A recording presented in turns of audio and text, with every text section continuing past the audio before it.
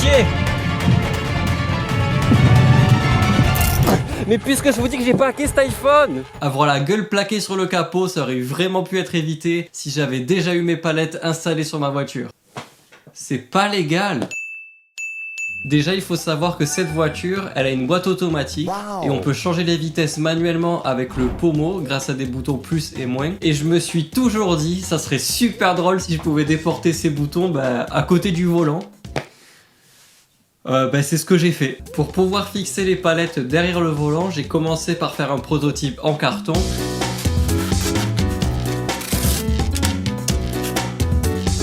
À partir de ce prototype, j'ai fait une photo pour pouvoir le modéliser en 3D. Et j'ai fait la première impression 3D. Je dirais même l'impression 4D, c'est-à-dire que l'impression prend son envol par elle-même, elle bouge toute seule, tout va bien, vraiment un plaisir. Évidemment, même avec une deuxième impression 3D qui, cette fois, est vraiment une impression 3D, et ben ça passe pas du premier coup. Heureusement, j'ai juste eu à faire 2-3 prototypes pour que ça passe.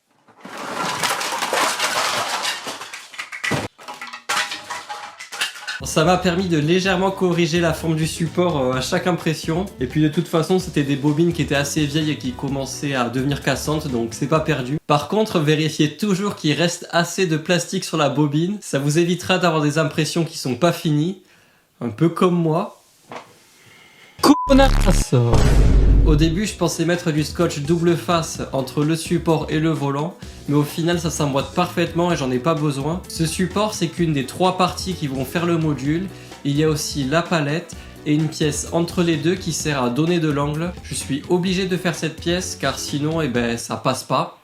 Enfin, c'est trop en arrière. Et comme le support, il faut qu'il soit imprimé sur une face plate, je pouvais pas directement donner de l'angle dessus. J'ai fait une première version de la pièce qui donne de l'angle et de la palette en mettant les aimants au milieu, mais c'était pas terrible parce que ça aimantait pas assez. Et puis mettre une seule vis au milieu, c'est vraiment pas une bonne idée. La palette, en fait, elle peut tourner parce qu'il n'y a qu'une seule vis. Maxi débile, c'est moi, bonjour. J'ai fait une autre version un peu améliorée où cette fois-ci, les aimants se glissent à l'intérieur. Ça permet même de mettre plusieurs aimants. Sur l'angle, j'ai mis des inserts qui permettent de visser la palette et éviter qu'elle s'arrache. Et en chauffant, le plastique fond, ce qui paraît logique. Et l'insert s'insère dans le plastique. Les vis servent de butée pour pas tirer la palette trop loin quand on tire dessus. Et bien que cette palette soit mieux que la version d'avant, c'est encore pas terrible parce que les trous ils sont trop petits et les vis frottent donc ça fait un bruit dégueulasse. Et bon, je suis quand même allé tester cette version autour du volant pour voir si ça rend quand même bien. Et pour ça, merci au cadreur de qualité. I'm going back to 5-7 hours, 5-2-4. Putain, il faut que je mette du scotch sinon ça raye le plastique. Filme comment c'est rayé sur le Komodo. Oh my god. Je peux t'en mettre sur la bouche. Qu'est-ce que tu filmes? Hop là. Eh ben non. Prank. Hop là, ta gueule. Pourquoi tu ris? Ta gueule. Ça fait bouger la colonne de direction tellement que c'est bien accroché. J'ai pas pris les vis pour le visser, donc ça sera un test sans vis. Pourquoi tu me filmes? On fait de la merde. Ça va aller ici. Est-ce que je le laisse de cette couleur? Ouais. Filme pas mes gros pieds. Hop là, 10 km/h. Oh l'odeur. Ta gueule. Vas-y, tiens-moi le là, s'il te plaît. Tu vas la tomber. Arrête de prendre des photos de ton cul quand tu pètes. C'est à 3 mm. Tu fais quoi? Je fais des plans stylés. Ah ouais, vas-y. Tu feras gaffe, t'as de l'herbe dans ta voiture. Tu fumes de la beuh ou... Tu dors comme ça? Je dors. Vas-y, dors.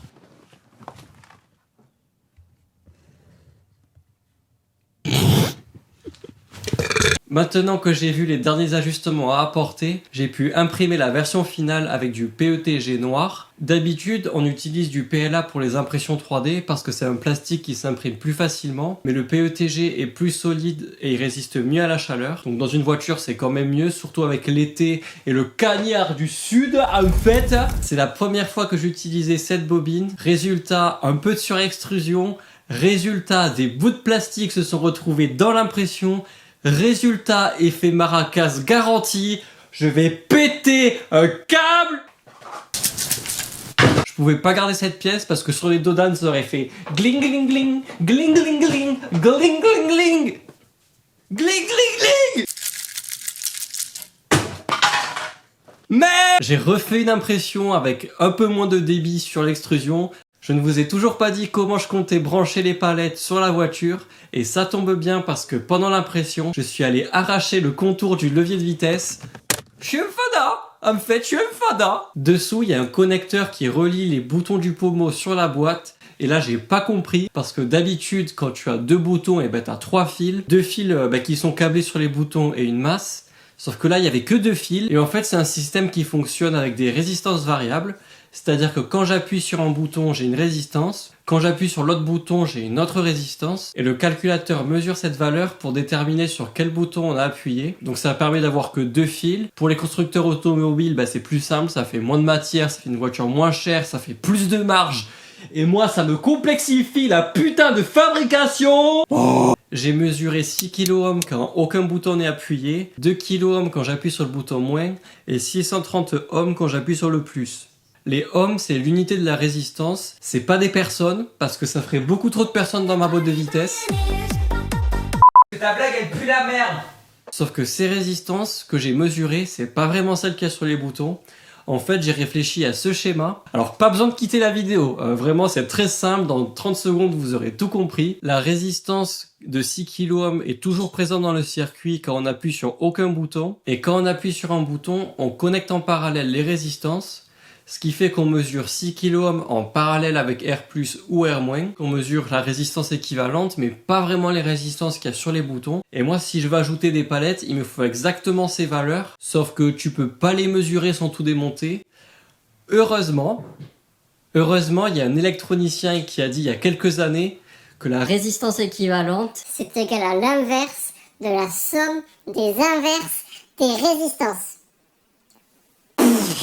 Bon, tu retournes un petit peu la formule et tu trouves les valeurs des résistances R+, et R-, et c'est ces valeurs que j'aurai besoin pour les mettre dans le module. Pendant ce temps, l'impression 3D finale s'est terminée, donc j'ai nettoyé l'impression et j'ai mis les inserts comme j'avais fait sur le prototype. J'ai vissé ensemble le support et la partie avec l'angle, et j'y ai collé les aimants à l'intérieur. Pendant que ça sèche, j'ai cherché les broches des boutons qui sont normalement fermés, c'est-à-dire que le bouton conduit lorsqu'on n'appuie pas dessus, donc c'est l'inverse des boutons classiques. Comme ça, quand j'appuie sur la palette, le bouton n'est plus enfoncé et il se met à conduire le courant à ce moment-là, et pas quand la palette appuie dessus. Sur ces broches, j'ai soudé les résistances que j'avais calculées. J'ai mis deux résistances en série. Par exemple, pour R-, j'ai mis en série 2 et 1 kΩ. Donc ça fait à peu près les 3 kΩ qui sont prévus. De toute façon, je pense que la boîte, elle calcule avec une certaine marge d'erreur. Donc que ce soit 2,8 kg ou 3,2 kg, ça serait à peu près la même chose. Une fois les résistances soudées sur les boutons, j'ai collé les boutons dans le module.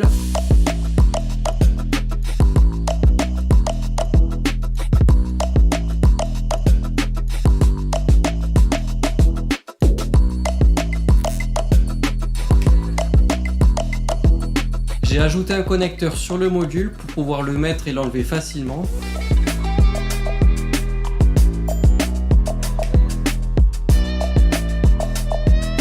D'ailleurs, je vous conseille d'utiliser des joints de soudure dans vos projets. Ça permet de facilement souder des câbles entre eux. En chauffant au décapeur thermique, ça rétracte le plastique pour qu'il serre le câble. Et au milieu, la soudure se fait juste avec la chaleur. Et en plus, c'est super rapide. Ça évite de le faire au fer à souder et ensuite rajouter une gaine par-dessus.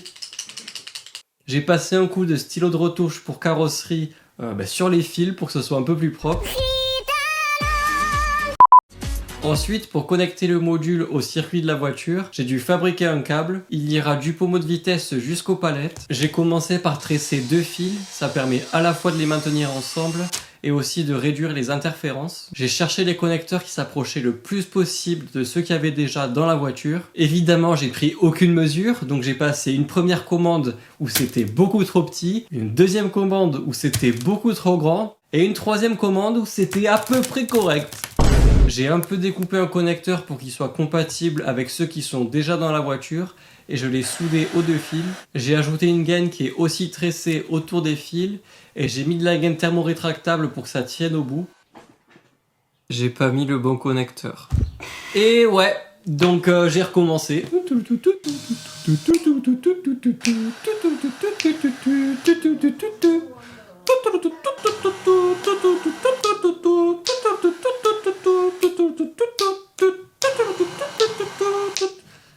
J'essaie de faire une musique qui soit bien. Bon, là, il y a le connecteur qui devrait aller. Donc, il va aller. J'espère que ça va marcher. Bon, là, il y a le connecteur qui va aller se brancher derrière le module des palettes. Et à l'autre bout, on a ce schmilblick, là, qui va aller donc vers le connecteur de la boîte. Et là, qui va aller vers le pommeau. Et là, j'ai pas mis la gaine jusqu'au bout pour que ça puisse bouger facilement sans que ça bloque le levier. Parce que bon, si le levier marche, c'est quand même plus utile quand même. J'ai imprimé la version finale de la palette avec une buse un peu plus fine. Ça permet d'avoir une surface plus propre et surtout que les trous des vis soient aux bonnes dimensions. C'est dégueulasse. J'ai quand même dû poncer la palette pour qu'elle soit bien lisse des deux côtés. Et maintenant, on dirait un kit que j'ai acheté sur tuningdriftshopracing.com. J'ai ajouté les aimants à l'intérieur de la palette que j'ai ensuite vissé au module. Nice. Et j'ai peint les vis et les aimants en noir pour qu'ils soient moins visibles. Toujours avec du stylo pour carrosserie. Bon, le module est terminé, mais il faut encore le connecter à la voiture. Et pour ça, j'ai passé un câble rigide dans la console centrale pour tirer mon câble qui est trop souple pour l'amener directement. J'ai ajouté des serflex pour que ça tienne. Et il faut savoir qu'à ce moment-là, j'ai fait 0 essai. Donc soit ça marche, soit je roule dessus. D'ailleurs, vous vous demandez peut-être quel est l'intérêt de mettre des palettes sur une boîte auto. Et pour bien comprendre, voici Madame pédale d'accélérateur et Madame boîte auto. Voyons à présent les interactions très cordiales en mode automatique. Oh là là, c'est parti! La boîte! Passe la 2! D'accord, je passe la 2. La boîte! C'est bon, j'ai mis la 2. Passe la 3! Je passe la 3. La boîte! La boîte! Bouge ton cul! Ouais, bon. C'est fait pour être souple à la conduite, mais c'est pas très réactif. Par contre, voyons à présent ce qui se passe quand on rajoute Madame Palette. Oh, mais tu es qui, toi? Je suis Palette, ta nouvelle copine. Mais tu veux quoi? Fais pas la maline ou je te tasse.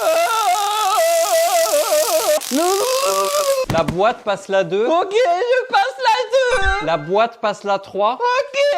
Bon, les parodies, c'est fini. On va retourner sur les branchements dans la voiture. Je savais pas, mais un truc est bien. Bon, la voiture est pas démarrée, il y a juste le contact. Elle est à manuel. Et on peut quand même jouer avec les vitesses. Moins, plus, plus. Donc ça veut dire que déjà, lui, il marche toujours. Et on va pouvoir essayer d'accrocher ça là, avec du gaffeur comme j'ai fait à l'intérieur. Alors oui, du gaffeur. Ça va, m'en souris, mais de la colle, c'est pas mieux. Hein. Ça va s'accrocher ici. Et ouais, faut juste l'accrocher quoi. Et après mettre ça là. Voilà, l'invention de la muerte. Bon, là, c'est rebranché. Là-dessous, on voit que dalle, mais c'est branché. Là, c'est censé marcher. Censé. Alors on va faire comme tout à l'heure, on va mettre le contact et voir si ça passe sans avoir à démarrer. Si j'appuie sur le plus du pommeau là, qu'est-ce qui se passe? Ça passe bien en 2, ça monte en 3 et si j'appuie sur moins, ça redescend. Donc lui, il est pas pété. Maintenant, verdict pour les palettes que je viens d'installer câblées et que j'ai jamais testé avant. On est en M1. M1. Normalement, si je tire, ça passe en M2. Oh! Si je retire, ça passe en M3. Oh! Ok. Si je pousse, ça passe en M2. Donc là, je pousse. M2! M1. Non mais c'est abusé. Non mais what the fuck. Bordel de... Oh purée. Checkez-moi ça là. Bordel de chibrax. M1, M2, M3. Putain mais il les passe de suite en plus. Bon la boîte elle va pas réagir aussi vite. Hein.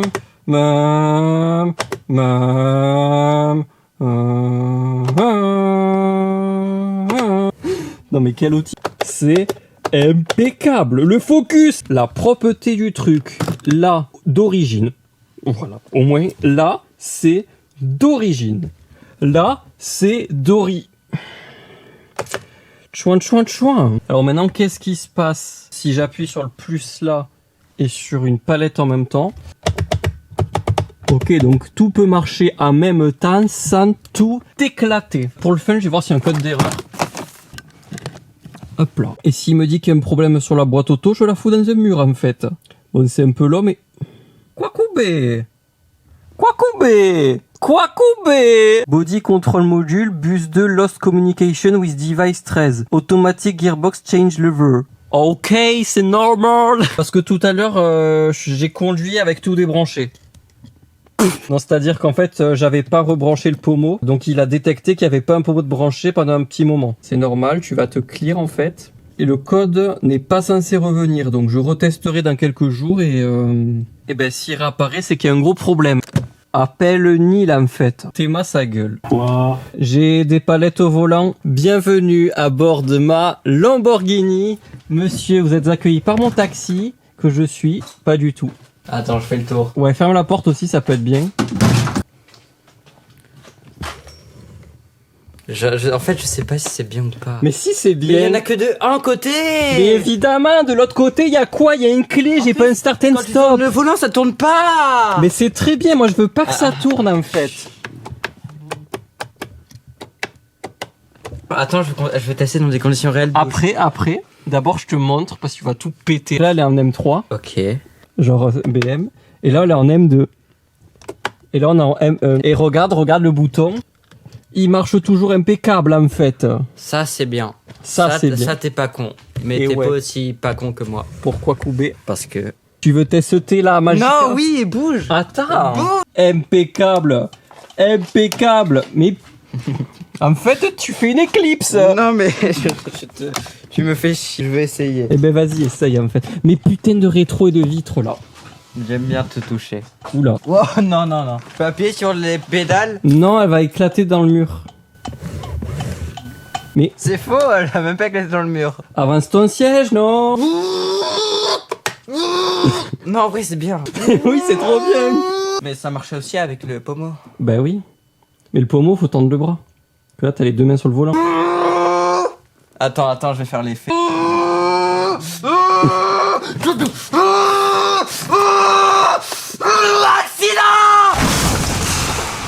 Bon, je vais peut-être pas tester maintenant parce que là, maintenant, il pleut. Oui, alors en fait, moi, je voulais tester mes palettes, sauf que le problème, c'est que la météo, elle me pisse dessus.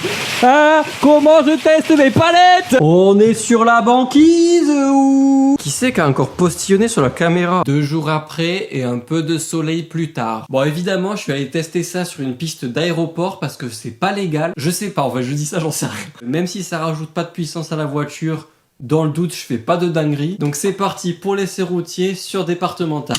Déjà, est-ce que le volant tourne bien? Oh, tag. Déjà, est-ce que le volant tourne bien avec les palettes? Il n'y a aucun problème. Bon, elle est froide, on va y aller doucement pour commencer. Donc, mode manuel. Voilà, donc là, elle est en 6. Maintenant, palette moins. Ça a bien baissé le rapport. Oh putain. Donc, palette plus. La 6 qui passe. Impeccable. Si j'appuie sur le moins du pommeau, je fais moins avec la palette, il fait rien de plus, et si je fais plus, ouais non plus. Donc déjà ça interfère pas entre le pommeau et les palettes, donc ça aussi c'est pas mal. Ils ont bien codé le truc, les Opeliens. Pour une fois qu'il y a un truc qui marche. Hop là, la 6. C'est abusé. Non mais à quel moment une bagnole comme ça a des palettes? Alors d'ailleurs pour l'anecdote, le C4 Picasso avait des palettes au volant sur la version boîte auto. Pourquoi pas? La 4, impeccable. Impeccable. Bon, je force pas parce qu'elle est froide, mais impeccable. Oh putain. Y'a toute la smala qui débarque sur la route ou quoi, Koubé? C'est abusé. C'est abusé. Si je me fais arrêter, j'ai une GoPro sur la tête, une caméra. Je t'ai pas causé. Une caméra qui tient à l'arrache.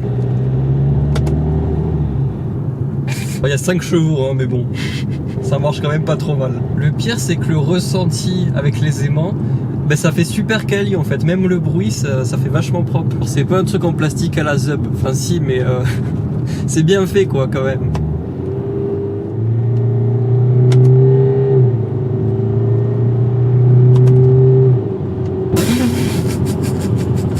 Mais c'est abusé.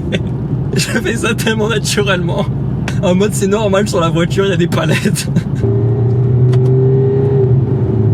On dirait que c'est d'origine. Ça fait un peu Ferrari quand même. Ça change tellement la voiture. C'est abusé mon bien. Tout de suite s'affiche la durée de vie de la boîte. Qu'est-ce qui a bien pu casser dans cette voiture? La boîte de vitesse automatique. Ils ont fait le diag, la boîte de vitesse est morte. Ça c'est une super bonne nouvelle. Oui. Pourquoi tu ne la répares pas alors? Gros connard!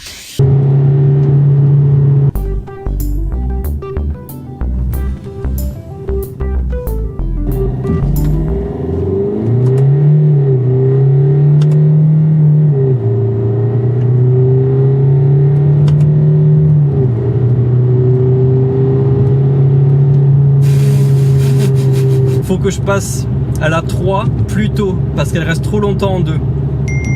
C'est noté dans le crâneux.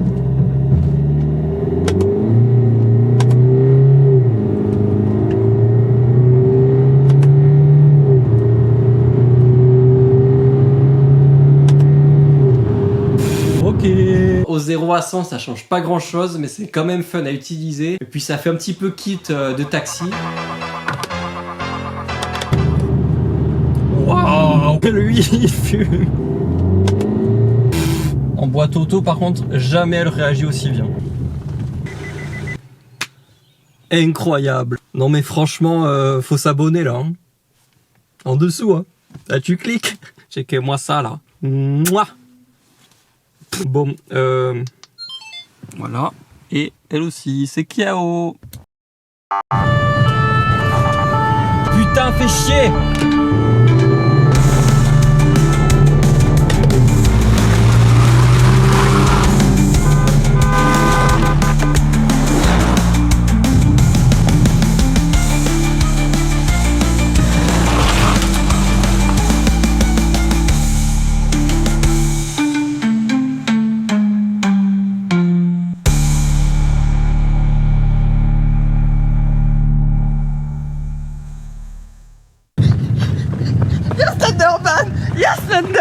Yes, Slenderman, il m'a mis la quéquette dans le cul.